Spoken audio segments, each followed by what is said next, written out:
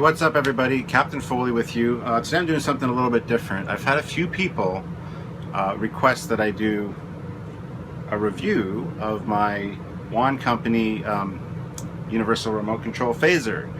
So without further ado, I'm going to do that and see how this turns out. Maybe I'll do reviews for a few other of my products as well eventually down the road if you guys enjoy this. If not, you can tell me to piss off and I'll never do it again. Because I know a lot of people find unboxings very boring. Anyway, this is not just really an unboxing, it's more of a review. So yeah. So of course this is the original box that it came in. Cool graphics on it. And there's the phaser on its stand. And all the features that it has. Very cool box. I'm going to switch to a different view soon so that you guys can kind of see what's going on my desk. Hopefully it'll work. I've never tried it before, but we'll see. So anyway, then once you open that box, you get this, which is really cool. This is a US Enterprise NCC 1701 standard issue phaser, authorization, name, stardate, system, and signed. So this is like one of the cases they'd be stored in, and they do have the pegs on the bottom and the holes on the top, so you can stack multiple ones of these. I would love to get more of them, but the price on these is good for what it is. I mean, it's about $150 US, and it does everything that you would want a prop phaser to do, plus 50 other things that you wouldn't expect it to do. And it's a very useful tool. It actually functions in the real world, and it's super cool, but it's perfect for cosplay and things like that. It's perfect weight for a phaser. Everything is beautiful on it. So, but anyway, let's get into the meat of this, and I'll try to set up the camera in a new configuration and see how that works out. Okay? Okay guys, this is the first time I've tried this configuration for showing you guys something, but it should work out alright. Hopefully it does. So like I said, this case is great. It's hard plastic. Very cool as a display piece on its own. And I do have it on one of my bookcases on display, facing, standing out, facing outward like that. So it's a neat display case on its own. So let's get right into it. When you pop it open, center this here. So beautiful display. You got the custom cut foam shapes. It's textured.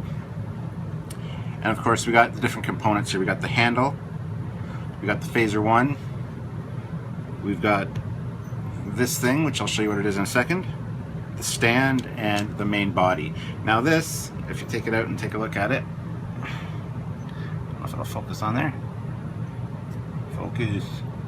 Anyway, this one says NCC 1701, and you take it apart and it's a screwdriver. So you got a cool little Enterprise screwdriver there, which would be standard issue, I would assume, with all phaser checkouts every time you checked out a phaser.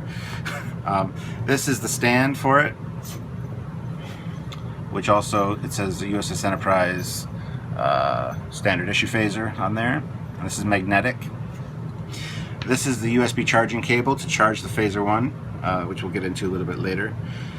Now, when I first got this, I got this at Christmas, so this is way late for an unboxing or review.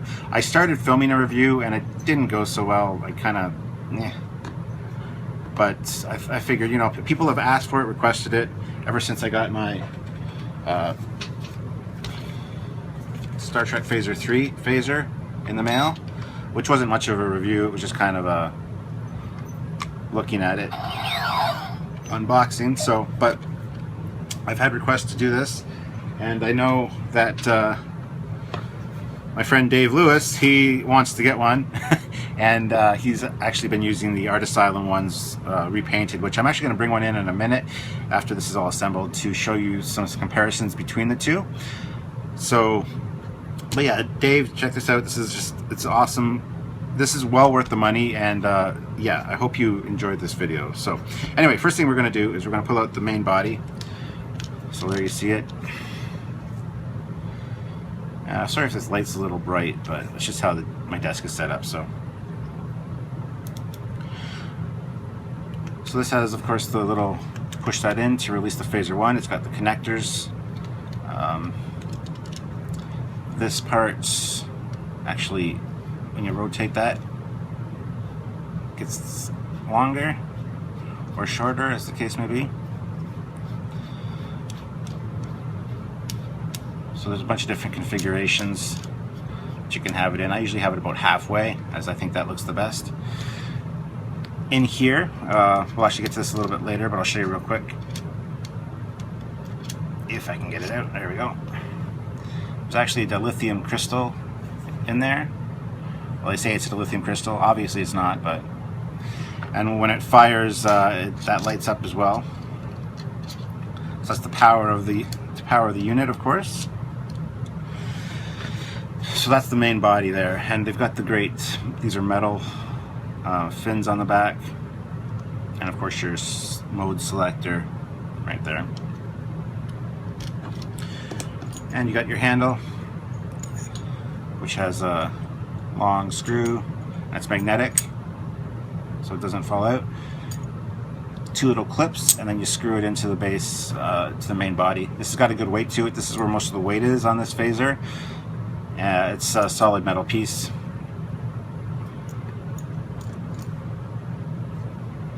And of course we got the phaser 1, which goes up. FX mode. Oh, it has different modes, but we'll get into that in a second. Got the triggers on the bottom. There's the connector pins again. There's the USB jack or port at the back. Just gonna power this off. So yeah, that's the phaser 1. So let's get this assembled here, show you how easy it is. So on the bottom you got these pegs. Just plug that in.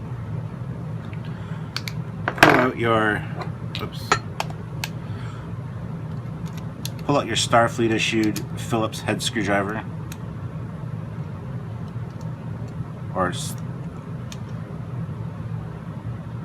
yeah, slotted screwdriver, whatever. And you screw it in.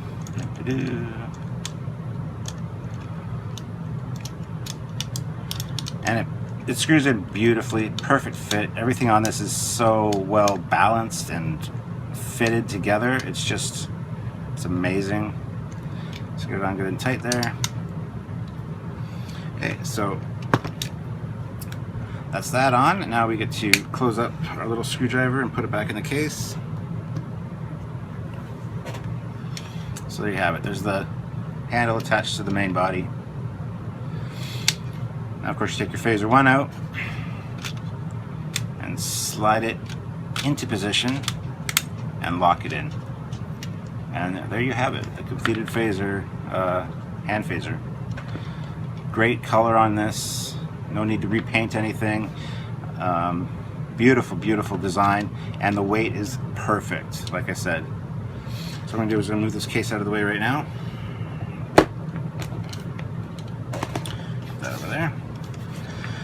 Alright, so to power on the phaser, of course, you push and hold down this. FX mode. And then you get different modes. Hold on, so I'm just going to get the stand out of here.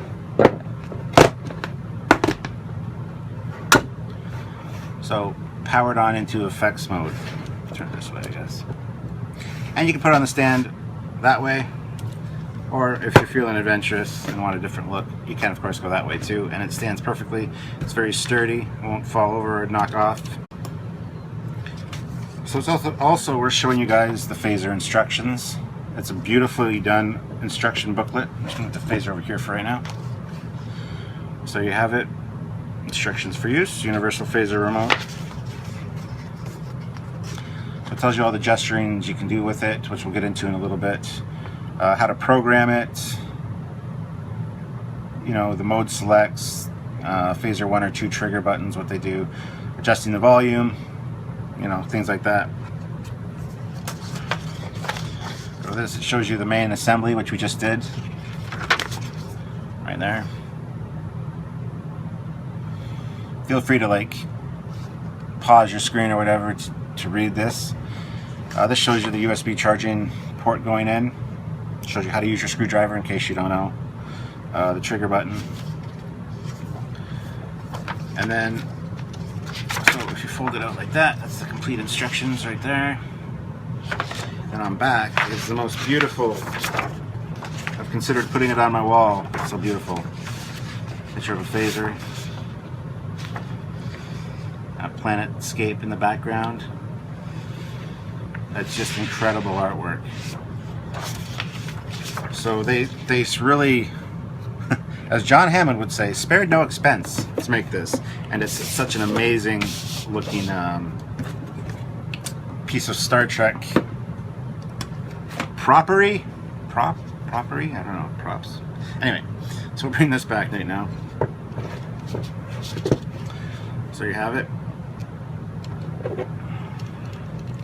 I'll lay it here like this for you, and I'm going to just quickly go into the other room and grab my Art Asylum phaser so that I can compare the two of these. I'll show you the features and stuff in a minute, but just hold on. So hopefully this format's working for you guys to take a look at this stuff. If it's not, please let me know. It's the best I can do with what the equipment I have, but I think it's turned out pretty good. I'm going to actually maybe do more videos like this, especially model building ones. But I went in the other room and I grabbed a few of my Art Asylum phasers. So we're just going to get rid of this for right now.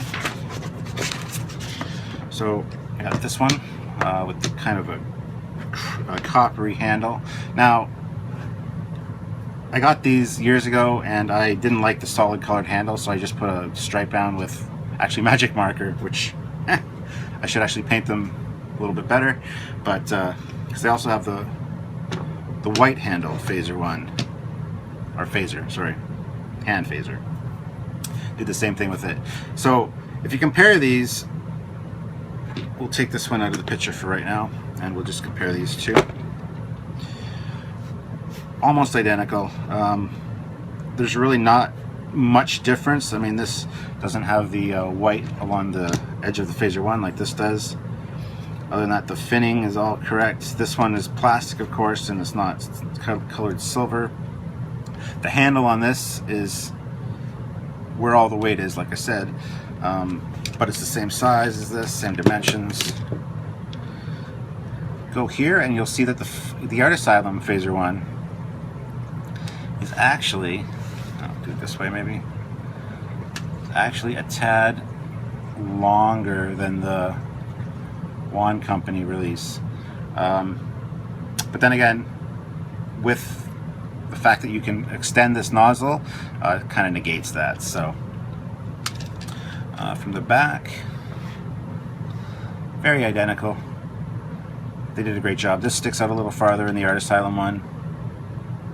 And it's weird, you have to pull it to release this, where this one you push it. So much better that way.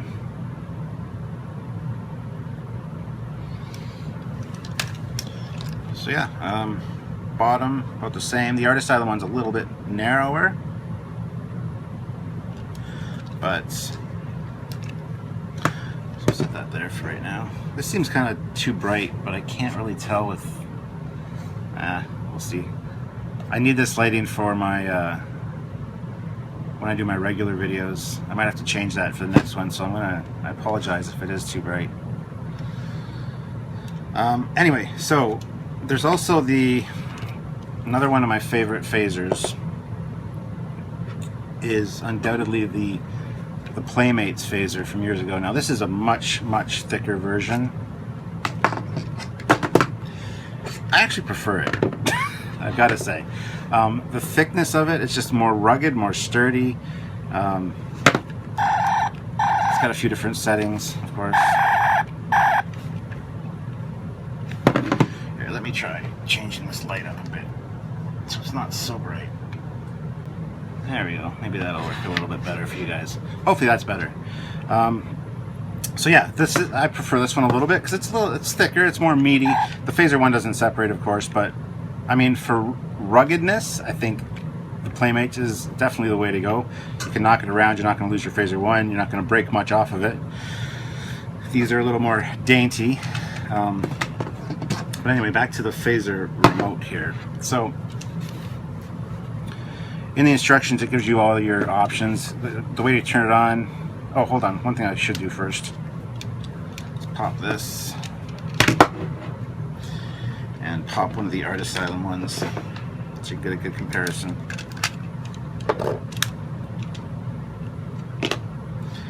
So, the first thing you're going to notice is that this one's a little bit slimmer.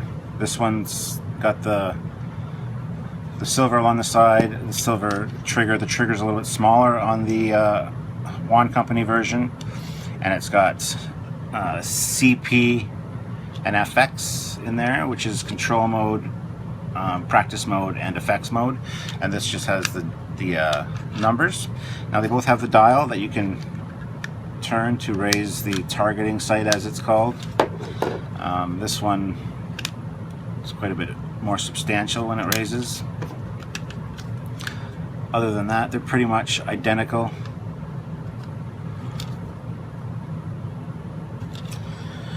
But yeah, so that's just to look at the Phaser 1 just as a comparison.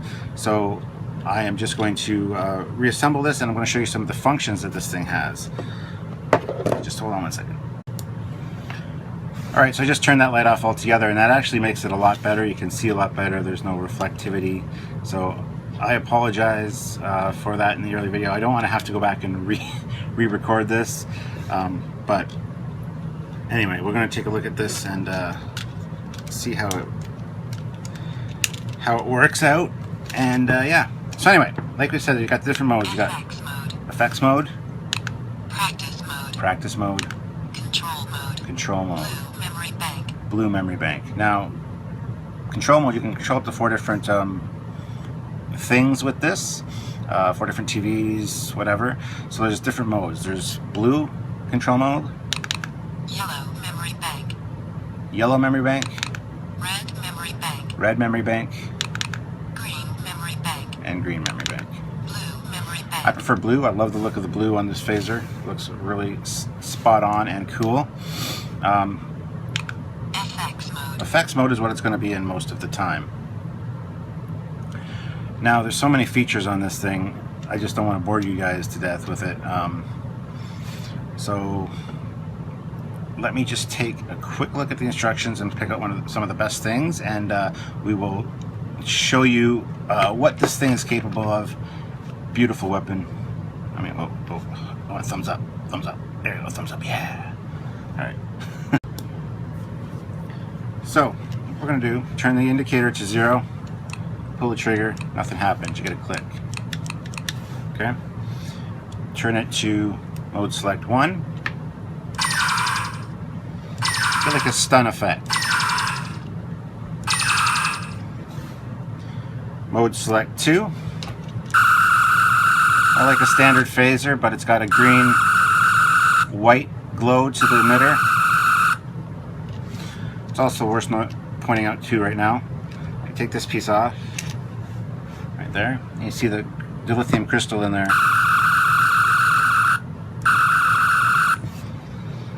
So that's really neat. I really enjoy that bit of it. Let's turn it to mode select 3. This is one of my favorites with the blue, purple, red kind of effect. And more of a standard phaser effect as well. Mode select 4. So, there you go. This is like a yellowy, red, green kind of change that's going on. Mode select 5. Another one of my favorites. It's kind of a high-pitched one, but you got the green, red, blue look. Mode select 6.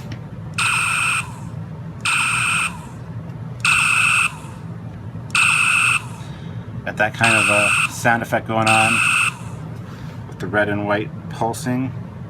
Number 7. This is more like an alien stun kind of effect with a yellow glow there. 8. This is the firing sound from the bridge, obviously. 9. This is phaser overload. We'll set it down and let it explode.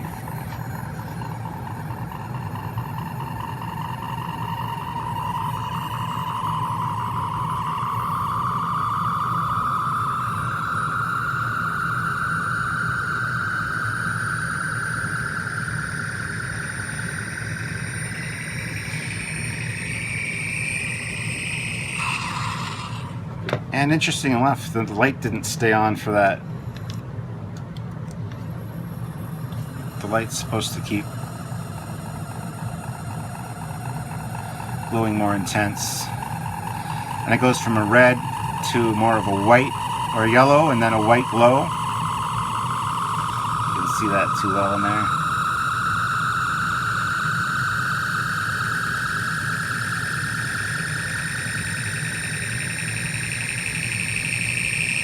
So sorry, there we go. So when I sat it down, I must have jolted the connectors so it didn't glow. So sorry about that.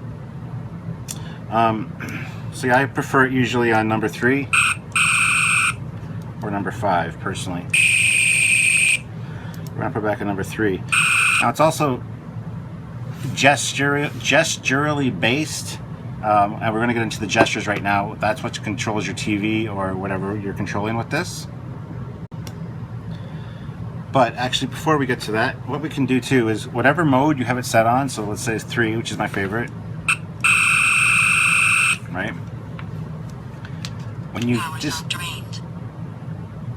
Oh, it just said power cell drained, which means I need to charge it soon. So it does tell you when it needs to be charged. It does say power cell drained.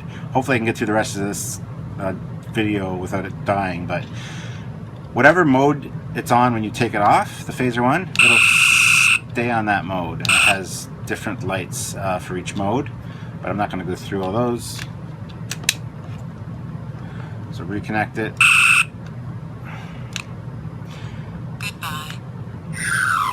Goodbye, it turns off. So now we're going to do the gestural bit, and hopefully we can make it through the whole video. So we're just going to go over the charging feature real quick. So as we all know, we go in here, grab our little charging cable. This just works in any USB slot. Plug it in. And now we're going to detach the phaser one, because this part has no power, no needs. Oh, it only works off of this power that's in this when it's connected. So what we do is just plug this in, and you got a red light there. So when it's fully charged, that light will turn from red to green, and you know that you're charged up. And I should point out too that it does flash. So if you're across the room or whatever, you can see when it's charged. The end flashes, as does this. And then once it is charged, this and this light both turn to green to show that it's fully charged. So very neat little feature, and this is one of my favorite Star Trek items that I own. So like I said, the gestural mode is what controls your devices. So you can put it on 0, and then when you move forward, you get a bridge sound. Move sideways, door. Other side, you get a sensor. Backwards, computer. There's also, oh no, that one. No. Some of them are a little difficult. There's up, red alert, and down. So just slam my desk. Or like a tricorder sound. So those are the gestural modes. There's also a few other little things. If you tap this a certain number of times, it does Morse code. It says live long and prosper in Morse code, and also a few other phrases. To boldly go where no man has gone before, I believe, is also one of them. So lots of really cool stuff. This is a great phaser and a great addition to anyone's Star Trek collection, also a great prop. Now the One Company is making a communicator to go with this, which is going to be just the same quality, taken from scans from the original communicator as this was from the original phaser. It's coming out, I believe, in January, so after Christmas, which is a shame because it would be awesome to have for Christmas. But it's a Bluetooth speaker in a communicator form, so you can use it to actually talk on your phone, listen to music, whatever. And it comes with a great stand. It's wireless. The stand is, of course, wired, but it's a magnetic stand, so it's like this one. So the communicator sits on it nicely. You can check it out at thinkgeek.com. They have it there for pre-order. It's not really pre-order. You put your name in and they notify you when they have them available for purchase in stock. So I've always said, since this one came out, I thought it would be great if somebody came up with a tricorder that was the same quality. If the wine company did it, that's great. But what it would be is a portable hard drive, maybe a couple terabytes hard drive, and it still had the capacity to do all the sound effects and look good and have the little discs that come with the tricorder. That would be cool if somebody could invent that. Is Captain Foley sending out a plea for that to match this quality of equipment? So when I get this and then the communicator and also have the tricorder, which would be ultra cool. So it could even sense, you know, temperature in the room, humidity, light levels, things like that. That would be really neat to do, and it's very possible for them to do that. So if somebody could do that, that'd be awesome. Anyway, guys, so you have it. My review of the Phaser, the Wand Company Phaser Universal Remote Control. Thank you for checking it out. Hope you liked it. We did run into some, it was a learning curve in this one, I admit. Let's put everything on screen there, maybe. So, sorry about the lighting and stuff. I don't want to have to go back and redo it, so hope you enjoyed it. Anyway, this is Captain Foley signing off until next time. And guys, check out thinkgeek.com. Check out the Bluetooth communicator by the Wand Company. These guys do great work, and I highly recommend this. So anyway, guys, thank you for tuning in, and I will see you guys very soon in my next Captain's Log or Trekyards, whichever one you guys see next. Bye, everybody.